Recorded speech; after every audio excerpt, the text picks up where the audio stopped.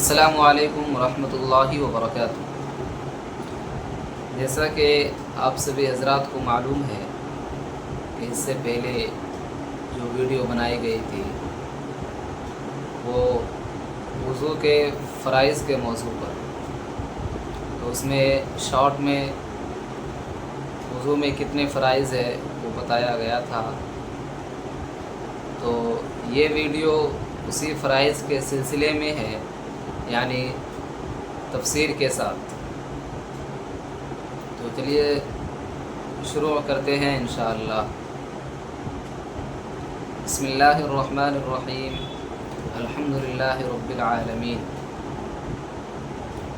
تو اس میں سب سے پہلے بیان کیے تھے چہرے کا دھونا، تو اسی پر تھوڑی سی گفتگو پہلے کر لیں گے انشاءاللہ۔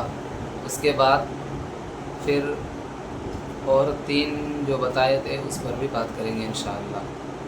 سب سے پہلا نمبر تھا چہرے کا دھونا۔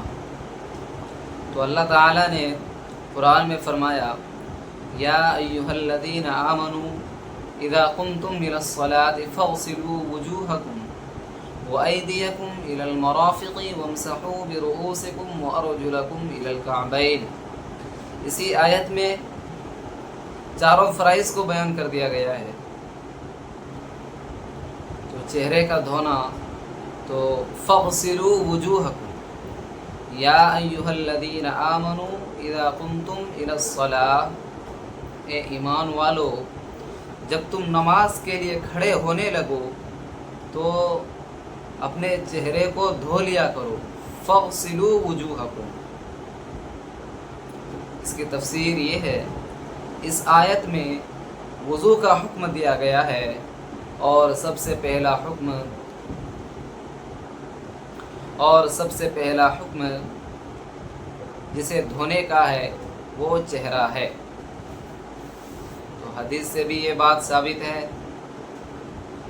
کہ رسول اللہ صلی اللہ علیہ وسلم نے فرمایا، اذا توضأ العبد فغسل وجهه خرج من وجهه كل خطيئة نظر إليها بعينيه مع الماء۔ جس کا ترجمہ یہ ہے، جب بندہ وضو کرتا ہے اور اپنا چہرہ دھوتا ہے تو اس کے چہرے سے ہر وہ گناہ نکل جاتے ہیں جو اس نے اپنی آنکھوں سے دیکھا تھا۔ اس حدیث سے معلوم ہوتا ہے کہ وضو صرف جسم کی صفائی نہیں بلکہ گناہوں کی پاکیزگی کا بھی ذریعہ ہے۔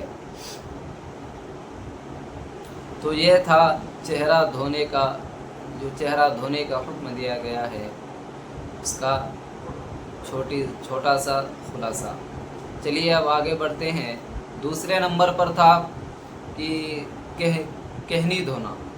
تو میں نے پیچھے بھی وہ بتا دیا اسی آیت میں کہ یا ایھا الذین آمنوا اذا قمتم الى الصلاة فاغسلوا وجوہکم وایدیکم الى المرافق وامسحوا برؤوسکم وارجلکم الى الکعبین۔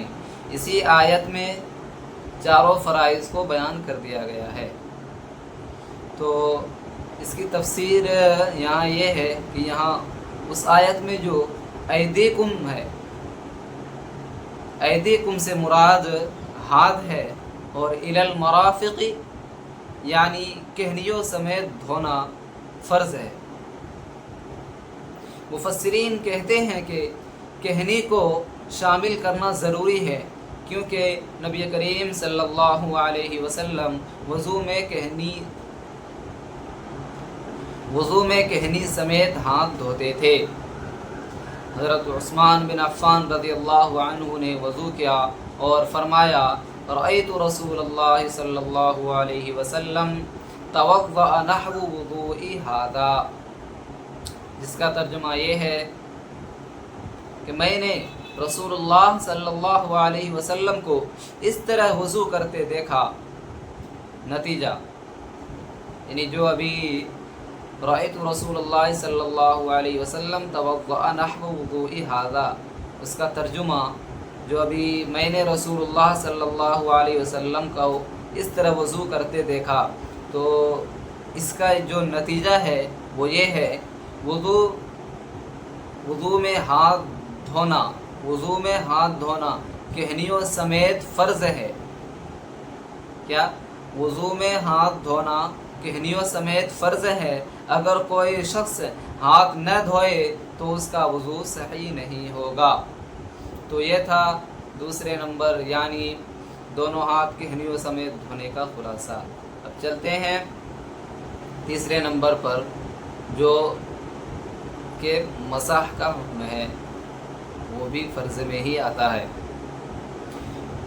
तो हज़रत अब्दुल्लाह बिन ज़ैद रज़ियल्लाहु ताला अन्हु फरमाते हैं कि अन्न रसूलुल्लाह सल्लल्लाहु अलैहि वसल्लम मसह रअसहु बियदैहि फ़अक़बल बिहा व अदबर बदा मुक़द्दमी रअसिही सुम्म ज़हब बिहिमा इला क़फ़ाहु सुम्म रद्दहुमा इलल मकानिल्लज़ी बदा मिन्हु।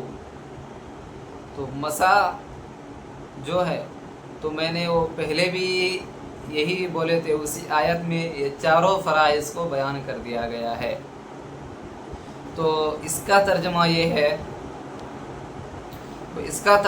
है कि रसूलुल्लाह सल्लल्लाहु अलैहि वसल्लम ने अपने दोनों हाथों से सर का मसाह किया, अपने दोनों हाथों से सर का मसाह किया, आगे से पीछे और पीछे से आगे लौटाया। तो मसाह करने की हदीस यही है। बाकी कुरान से जो साबित है तो वो एक ही आयत में क्या कहते हैं, चारों फ़राइज़ को बयान कर दिया गया है। तो ये तीसरा नंबर, ये इसका खुलासा निकल गया। अब जो फ़राइज़ के चौथे नंबर पर है यानी दोनों पाँव को धोना, तो उसकी हदीस ये है वैलुल लिल अअक़ाबि मिनन नार। इसका तर्जुमा ये है एड़ियों के लिए आग का अज़ाब है। अब वो क्यों? एड़ियों के लिए आग का अज़ाब है ये इसलिए फरमाया क्योंकि बाज़ लोग वज़ू में एड़ियाँ अच्छी तरह नहीं धोते। एड़ियों के लिए आग का अज़ाब है ये इसलिए फरमाया कि बाज़ लोग वज़ू में एड़ियाँ अच्छी तरह नहीं धोते। वज़ू में पाँव को टखनों समेत धोना फ़र्ज़ है। अगर पाँव न धोए गए या टखने खुश्क रह गए तो वज़ू बातिल हो जाएगा। तो ये चारों फ़राइज़ का खुलासा अल्हम्दुलिल्लाह हो चुका है। इंशाअल्लाह आप लोगों को अगर पसंद आए तो वीडियो को लाइक शेयर ज़रूर करें। तो इंशाअल्लाह और आगे भी ऐसे ही वीडियोज़ हम लाते रहेंगे। बाकी अल्लाह हाफ़िज़, दुआ की दरख्वास्त है। अस्सलामु अलैकुम व रहमतुल्लाहि व बरकातुहू।